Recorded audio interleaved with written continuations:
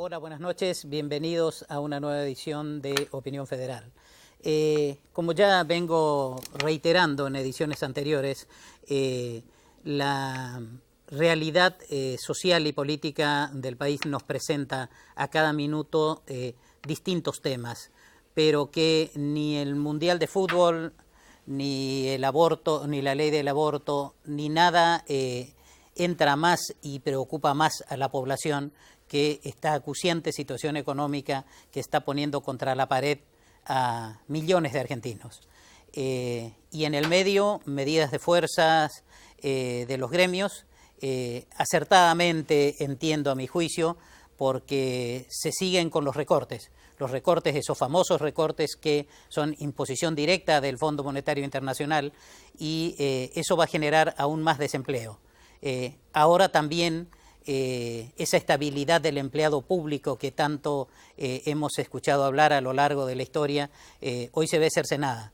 Hay un 25% del personal de AFIP y de ANSES que van a quedar sin trabajo. Es por ello que hoy nos acompaña justamente el secretario general de uno de los sindicatos del gremio de AFIP, con quien estaremos conversando ese tema, al igual que con los demás invitados. Y en medio de todo, la corrupción crece. La droga nos sigue atravesando a todos los estamentos sociales, y de ese conjunto de temas es el que nos vamos a ocupar el día de hoy. Por eso hoy con mis invitados, a quienes seguidamente les voy a presentar, estaremos analizando, como digo, a lo largo de esta hora de programa, todos estos temas que entiendo nos interesan a todos los argentinos. Como le decía hace un instante, nos acompaña el secretario general Guillermo Imbrogno, es usted el secretario general del gremio de AFIP, el señor Juan Carlos Juárez, director del Instituto de Previsión Social de la provincia de Buenos Aires, bueno, Juan Carlos Rodríguez, querido colega y compañero en este emprendimiento, y a mi izquierda el doctor César Casábola, que nos va a explicar cómo afecta la nutrición estos tiempos de crisis, y el ex embajador Roberto Aguad, con quien también estaremos conversando temas referentes a la realidad social y las relaciones internacionales de Argentina con el resto del mundo. Y Anita Silvano, que desde la provincia de Entre Ríos volvió para seguir contándonos cómo avanza la investigación respecto del intendente Barisco, su compromiso con el narcotráfico y esa provincia litoraleña que está seriamente comprometida por ese flagelo que digo nos atraviesa a todos los estamentos de la sociedad. Buenas noches a todos, les agradezco que hayan venido. Doctor Casábola, ¿cómo se vive y cómo afecta la nutrición estos tiempos de crisis? Bueno, en principio quiero decir que es un problema de salud pública, porque la obesidad, que fue medida por el gobierno anterior, empezaron mediciones como los programas de control de riesgo, demostró que había un 21% de obesos en la población y entre obesidad y sobrepeso un 60%. Entonces, el problema de salud pública, más allá de las crisis económicas, persiste porque mundialmente se desarrolla. Lo que pasa que nosotros tenemos, y eso también se ha visto, una doble carga de enfermedad, es decir, obesidad y desnutrición, o malnutrición en realidad sería la palabra adecuada. ¿Por qué? Porque, como quizás ya lo han mencionado alguna vez en su programa, la gente selecciona alimentos que obviamente son más económicos, como harinas, farináceos, y también quizás por una mala elección. No se olvide que nosotros somos una de las principales consumidores de gaseosas del mundo, y no precisamente porque son económicas, ¿sí? Sino porque, bueno, tenemos algunas pautas alimentarias que hay que ajustar y vamos a decir, yo no las puedo ajustar desde mi consultorio exclusivamente. ¿A cuántas personas puedo llegar? Obviamente hoy voy a llegar un poco más de personas, pero... Doctor, en la Argentina, tomando los datos que usted está diciendo, pero sobre todo tomando en cuenta el contexto internacional, ¿se come mal en la Argentina? A ver, somos un país productor de alimentos para 400 millones de personas, podemos producir alimentos. De eso podríamos estar orgullosos. Claro. Pero nosotros, yo diría que no comemos bien, porque si desde el colegio sabemos, por una encuesta de salud que se hizo en Cava, en lo que fue colegios primarios, claro, que tardó unos años en publicarse, pero nosotros tenemos 44% de chicos que llegan entre sobrepeso y obesidad a sexto grado, o sea, sí, que sí. empiezan primer grado, perdón, quiere decir que hay algún problema ya desde el nacimiento. Después, ustedes también saben el desarrollo de los primeros 1000 días, que es muy crítico para el desarrollo del cerebro de los chicos. Y nadie puede hacerse el distraído, donde ahí hay que poner un foco muy importante. Porque si bien yo no veo pacientes pediátricos, o sea, ocasionalmente puedo ver, pero me dedico a tercera edad, a pacientes adultos, ¿dónde yo tendría, si fuera ministro de Salud, dónde tendría que poner mis esfuerzos? En el futuro de la nación, que son los jóvenes, y el desarrollo del cerebro de esos chicos, porque después no hay solución. ¿Cómo soluciona un cerebro que está dañado nutricionalmente? Muy Eso difícil. es un problema. O sea, es una cuestión de falta de políticas de Estado, entonces, convengamos. Yo no diría la palabra falta, porque habría que, digamos, O insuficiente en que todo nos caso. llamen, como nos llamó el gobierno anterior, nos llamaba. Yo fui presidente de la Sociedad Argentina de Nutrición y debo reconocer que en varias oportunidades nos han llamado para comentarnos, miren, hicimos esta encuesta, ¿qué opinan? El doctor Ginés González García, por ejemplo, nos convocó más de una vez. Y realmente es bueno que las sociedades científicas se involucren, porque para eso están, ¿no? Pero el doctor Rubinstein los ha llamado, los ha convocado. Mire, yo en este momento no estoy en funciones, Correcto. porque obviamente dejé Sí, la presidencia, sí. no tengo noticias, espero que sí. Nosotros hemos hecho un esfuerzo, en este caso hablo de la Sociedad Argentina de Nutrición, trajimos el Congreso Mundial, fue el primer Congreso Mundial de Nutrición y creo que el único que yo voy a ver vivo, digamos, que vino al país, fue algo muy importante porque hubo participación de organizaciones del Estado y eso fue, creo que, un puntapié para desarrollo de políticas también, ¿no? Un tema puntual. Sí. ¿Tiene mucho que ver la relación de la nutrición y la oncología? Sí, se dice que, actualmente se dice actualmente. que el 30% de las enfermedades oncológicas se deben a la nutrición. Claro. Lo que pasa que para afirmar, yo diría que uno puede cometer algunos errores porque uno se basa, o usa la bola de cristal o usa las estadísticas. Y los estudios estadísticos son muy importantes y hay que llevar importancia a eso. Le voy a mencionar lo que vino y vimos en el Congreso Mundial de Nutrición, que fue el Instituto Mundial de Cáncer, que son un grupo de unos 100 investigadores que todos los años vuelven a rever los datos, pero datos de miles de personas, donde van diciendo, por ejemplo, yo le podría decir un dato, el arándano es anticancerígeno, Sí. el té verde es anticancerígeno, eso sí, tomado como lo toman los chinos, que son unos 2 litros diarios. Claro. ¿Sí? Y hay otras cuestiones, la obesidad produce 7 tipos de cánceres, está asociada a 7 tipos de cánceres, Claro. entonces, bueno, la nutrición y el cáncer están asociados. Claro. Doctor Aguad, nuestro país está siendo mirado por el mundo a raíz de esta sonada operación con el Fondo Monetario Internacional. Usted, como ex embajador, ¿cuál es su visión de esta situación internacional en la que estamos inmersos? Son dos situaciones diferentes. Una cosa es el recurso de volver al Fondo Monetario y otra cosa es cómo nos ven desde afuera. Yo creo que lejos de modificar la visión sobre Argentina de una manera benévola, lo que hemos logrado con este regreso al Fondo Monetario es que nos vean con más dudas aún, ¿no?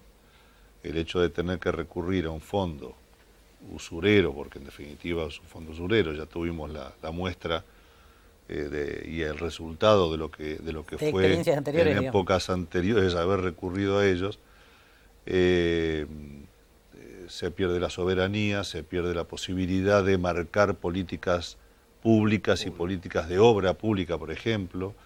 Yo realmente me parece terrible lo que hemos hecho. Y la visión que van a tener desde afuera es la misma, porque en definitiva lo que se ha logrado es que vengan capitales golondrinas a hacer su pequeño negocio financiero y levantar campamento cuando las cosas se ponen un poco turbias, ¿no? Esto es lo que va a pasar. Seguramente los titulares de los diarios del primer mundo y de los representantes de esos capitales internacionales que vienen a hacer uso de esos beneficios van a decir que Argentina es un país, un país potencia y un país que va para adelante y que es líder en la zona, en la región. Nos van a disfrazar O sea, intentando vender pero siempre su vamos a ser producto monos, ¿no? fundamental, O sea, por digamos. más que mono se vista de seda, siempre mono queda. Bueno, vamos a seguir siendo monos. Claro. Esto es lo que, de una manera muy vulgar, pero es lo que nos va a pasar. Lamentablemente, los años y el pelo blanco a uno le da la posibilidad de poder tener alguna experiencia en estas cosas, ¿no? Y no es la primera vez que nos pasa. En ese recurrir al Fondo Monetario y las bajadas de línea o requerimientos de esta entidad financiera es la que está generando los múltiples recortes en el país. Ahora les tocó a los empleados de AFIP. ¿Cuál es la posición del gremio suyo, Imbrogno? Y nosotros venimos desde mayo con problemas porque comenzó una gran campaña mediática de estigmatización a todos los empleados públicos en general y a los empleados de la AFIP en particular. Y esto realmente tuvo su epicentro a principios del mes de junio, o sea, este mes, cuando nos cita el administrador federal y muy suelto de cuerpo nos dijo que para la paritaria no íbamos a tener el 0% de aumento en lo que respecta al salario. Nosotros tenemos nuestra remuneración conformada en dos aspectos, el salario y la cuenta de jerarquización. En lo que respecta al salario, la pauta es 0. Como la última pauta salarial que firmamos fue la de junio del 2017, si no tenemos pauta junio del 2018, la próxima sería junio del 2019 y el salario perdería un 40% de poder adquisitivo. Pero esto no termina acá. En lo que respecta a la cuenta de jerarquización, que no es como en muchos medios se expresaron que es un sobresueldo, un bono, un premio, es parte integrante de nuestro salario normal y habitual por el cual tributamos aportes y es parte de nuestra jubilación, pretenden reducirlo en un 25%. Entonces esto generó un conflicto gremial de proporciones, motivo por el cual a principios de este mes se realizó una gran movilización a la sede central. ¿Esto qué es despidos encubiertos? No. Esto es baja de salarios y nos dijeron que para nosotros no había aumento, sino que había baja salarial. Teniendo en cuenta que el mayor organismo recaudador de la Argentina recauda el 90% del presupuesto de cualquier plan económico, lo vemos que realmente es algo suicida. ¿Lo sorprendió? Sí, más allá de la tarea que realizamos todos los trabajadores de la AFIP en el control de la evasión, de la elusión, del narcotráfico, del ingreso indebido de mercaderías. Yo creo que lo que se está haciendo en este momento es debilitar aún más la AFIP. Hoy la AFIP le faltan recursos tecnológicos, le faltan recursos humanos, se retiraron más de 1.300 compañeros y no fueron repuestos. O sea, la AFIP está formada en Capital Federal. Bueno, todos conocemos lo que es una agencia de la AFIP. En el interior hay agencias iguales a las agencias de Capital y Gran Buenos Aires, que se llaman agencias sedes. Agencias que son más chiquitas y después receptorías y delegaciones que hoy están trabajando con 3 personas a punto de jubilarse, o sea que no tenemos con quién trabajar. Ahora, a esa falta de equipamiento y ese recorte en recurso humano, ¿es impericia?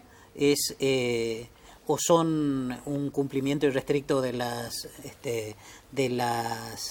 exigencias del fondo. Yo creo que un poco de cada cosa, porque yo creo que la AFIP debe ser manejada... Porque convengamos que la falta de personal y la falta de tecnología también alienta la evasión fiscal, alienta todo el negocio ilegal, digamos, o sea, impide el cumplimiento estricto de su función de la AFIP. Hoy la AFIP no está prácticamente parada por el empeño que le ponen los trabajadores en cumplir su función día a día, porque la verdad nos faltan elementos, nos faltan vehículos, hay compañeros que son perseguidos solamente por hacer una notificación, hay un compañero que falleció en la ruta porque tuvo que ir y volver en el día porque no alcanzan los viáticos para dormir en un hotel y se mató en una ruta. Hay un montón de factores que no se conocen y teniendo en cuenta que la AFIP es un organismo que es poco grato para la sociedad, claro. Es difícil a veces llevarle a la sociedad nuestra problemática. ¿Y por qué se fue, Abad? ¿Por qué piensa que se fue? ¿Realmente por discrepancias con el gobierno? Porque ha habido un cambio, digamos, Abad siempre se lo tuvo como un hombre del corazón de AFIP. Bueno, el nuevo administrador es más técnico, no se lo ve de esa misma manera. Yo creo que Abad se fue porque no quiso hacer un ajuste salvaje. Claro. Es lo que nosotros como organización vemos. Y acá lo que se plantea es un ajuste que no tiene nada que ver con nada realmente. Acá se plantea que hay que ajustar por ajustar. Y el planteo que hizo Cuccioli, al cual comenzó su gestión hace 3 meses, invitando a los compañeros a comer, y les planteaba, en un almuerzo de tupper, que les iba a bajar el sueldo. La verdad, nosotros decíamos, la verdad, no se entiende. Por un lado es bueno que el administrador federal tome contacto con el personal, no lo vemos mal, al contrario, pero que los convoque a almorzar, claro, para decirle que les va a bajar el sueldo, primero le tendría que haber dado algún protector gástrico, ¿no? ¿Y cuáles son los próximos pasos a seguir?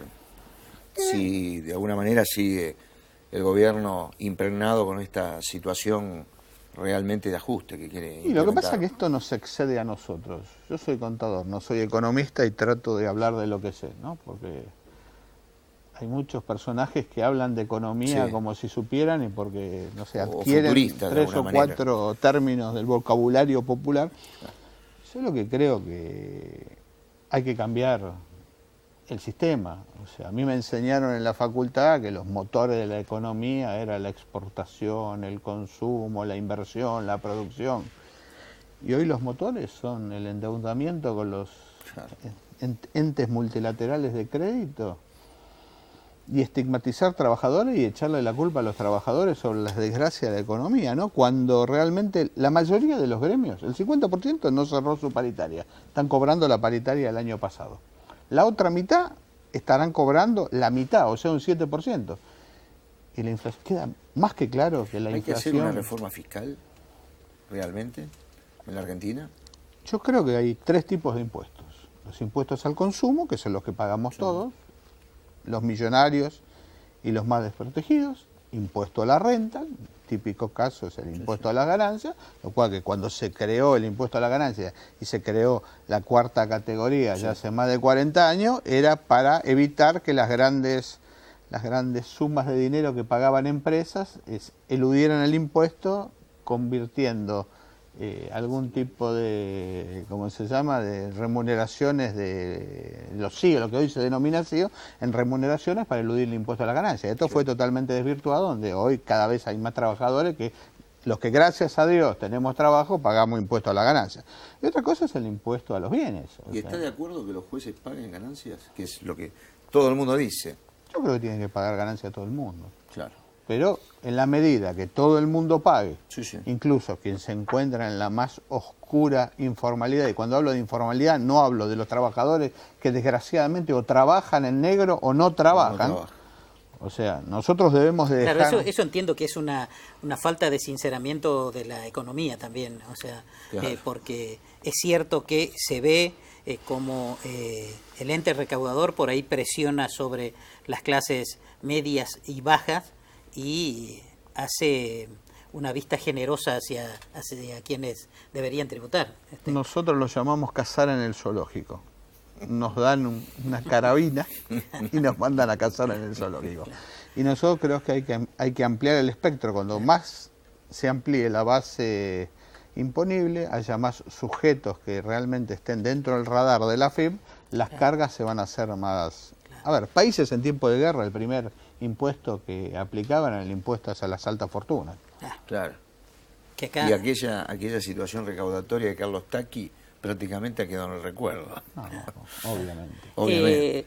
Señor Juárez, este recorte también castigó más fuerte aún en la tercera edad. Usted como director del IPS en la provincia de Buenos Aires, ¿cómo se vive esa realidad en su provincia? El tema de los ajustes que impone el Fondo Monetario no son nuevos. En el año 95, durante el gobierno de Carlos Menem, punto número 13 de la Carta de Intención, dio el primer estocada cuando hace reducir los aportes patronales para la seguridad social, para el caso previsional y para PAMI, que es la obra social por excelencia de los jubilados en la Argentina. Ese fue el primer golpe. Durante el gobierno del kirchnerismo ya había un boceto de un documento que pretendía seguir avanzando en ese sentido, que imponía la necesidad de unificar el sistema previsional argentino. Cuestión que en el caso de la provincia de Buenos Aires, por ser la caja provincial más grande de la República Argentina después de ANSES, no procede, porque nosotros tenemos constitucionalmente facultades no delegadas a la Nación, y entre ellos está el sistema previsional. No es aceptable bajo ningún punto de vista este tipo de política, este tipo de acuerdos. En lo personal, como representante de la oposición en el directorio o el partido GEN, estimo que el sistema de la seguridad social y el sistema previsional en particular debe reunir tres condiciones, que es el de la solidaridad, el de la equidad y el de la sustentabilidad. Sobre esa base, en el mundo hoy se discute, lo discutíamos esto en el mes de noviembre en la Organización Iberoamericana de la Seguridad Social en México, se discute ya que en los sistemas de seguridad social y previsionales es un derecho humano. Así que fíjense en el estadio que estamos en el mundo. Y en el encuentro mundial que se va a celebrar en octubre de este año en la IS, con sede en Ginebra, es un tema central ese y un paradigma nuevo que tenemos en los sistemas previsionales, que es la mayor expectativa de vida. ¿Cómo cubrimos esa mayor expectativa de vida frente a la modificación de las condiciones del trabajo? Importante. Yo vengo de estar la semana pasada en una reunión con lo que sería el ministro de Seguridad Social del Gobierno Federal de Alemania y con todo su equipo, analizando toda esta situación. En Argentina y en la provincia de Buenos Aires tenemos algunas ventajas comparativas, no solo con el resto de Latinoamérica, sino con el resto del mundo, en cuanto a la cantidad de aportantes y la cantidad de beneficiarios. Nosotros en el Sistema Nacional estamos 1.2 de aportantes por cada beneficiario, con casi un 40% de trabajadores no registrados. En el sistema previsional bonaerense estamos con 3.2 aportantes por cada beneficiario, con un sistema muy distinto del sistema nacional. Ahora, porque la provincia se vamos paga... a ir a una pequeña pausa porque me indican así los productores, y después nos va a explicar por qué esa diferencia porcentual entre una caja provincial y una caja nacional. Vamos entonces a una pequeña pausa y seguimos conversando con nuestros invitados.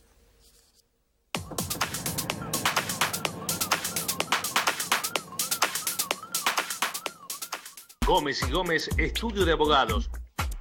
Respuestas jurídicas integrales, derecho civil, comercial y laboral, asesoramiento a individuos, empresas e instituciones públicas, especialización en sistemas de cobro con los más altos estándares de calidad técnico, jurídico, profesional, defensa del consumidor, accidentes de tránsito y de trabajo.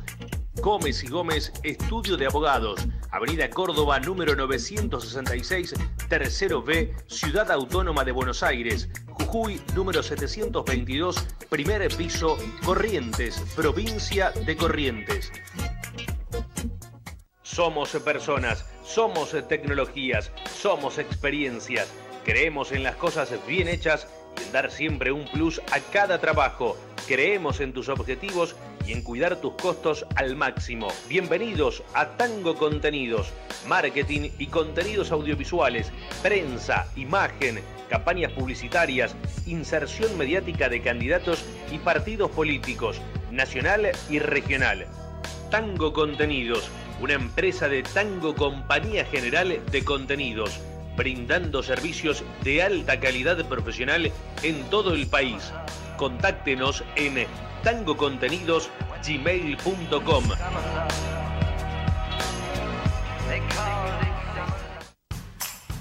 Reserva tu lugar. Queremos que seas parte del mundo Cuenca. Sumate a nuestras carreras en Corrientes, prácticas profesionales, becas en el exterior, portugués e inglés en todas las carreras. Además, podés hacer deportes en la universidad y tener descuentos con empresas y hoteles. Búscanos en Facebook como Cuenca del Plata.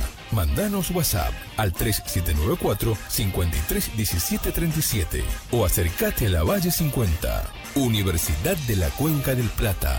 Estudiar cambia tu vida.